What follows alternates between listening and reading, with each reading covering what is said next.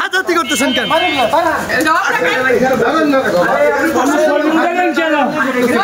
আপনি আগে কথা বলেন। আপনি আমার কলার ধরতেছেন কেন?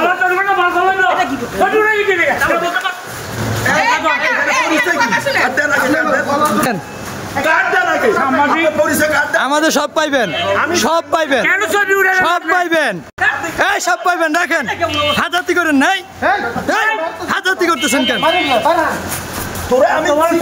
হাজাতি করতেছেন কেন?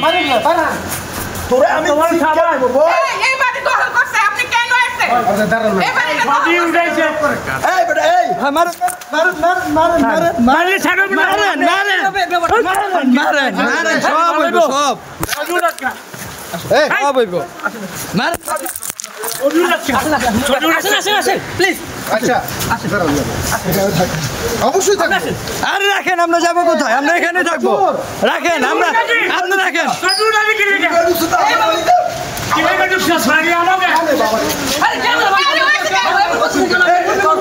টানা তৃতীয়বার অর্জন করেছে দেশের সেরা সুপার ব্র্যান্ড স্বীকৃতি বসুন্ধরা টিস্যু।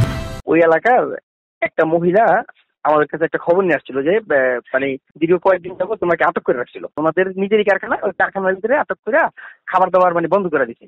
3 দিন যাবো তারা কিছু খাইতে পারতেছিল না। মানে ওই কারখানাটা সে দখল নিতে যেতেছিল, যে আর সরি শাহাদাত দখল করতে চাইতেছিল। তো এই খবর যাই না, আমরা যখন গেছি, হ্যাঁ, আমরা গিয়ে ওই মহিলার সঙ্গে, ভুক্তভোগী মহিলার সঙ্গে কথাবার্তা বলছি, যে জানলাম বিষয়টা। জানার পর আমি আবার ওই যে অভিযুক্ত শাহাদাত, ওনার নাম্বারও নিচ্ছি, যে আমি বাইরে গিয়ে ওনারা ফোন করে তথ্যটা জানবো আর কি। এক পর্যায়ে মানে যখন আমরা কাজ করতেছিলাম, আমাদের মামুন ভাই ওই যে ভিডিও করাকালীন সময় ওই যে অভিযুক্ত ওনার স্ত্রী দেখছিল যে আমরা ভিডিও করতেছি। তো ওই দেখে ওনারা লোকজন ডাক দিয়া মামুন ভাই ডাকতেছে যে গেট খুল, আমরা আসতে। তো মামুন ভাইয়ের আমি যখন প্রিপারেশন নিয়ে বের হয়েছি, বের হওয়ার পর কোনো কথাবার্তা নাই, কোনো জিজ্ঞেস করা নাই, কিছুই না। হুট করে মামুন ভাইয়ের টাইনা টেনে নিয়ে তারা মারতে শুরু করলো। আমি যখন তারা প্রোটোকল দিতে গেলাম যে ভাই কেন মারতেছেন, বল আমরা কথা বলি বসে, সে আমার উপর আক্রমণ করলো, আমার মারধর করলো।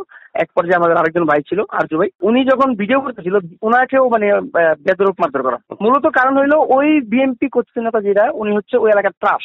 আমরা ওটা আজকে জানতে পারছি, আমরা আগে জানতাম না।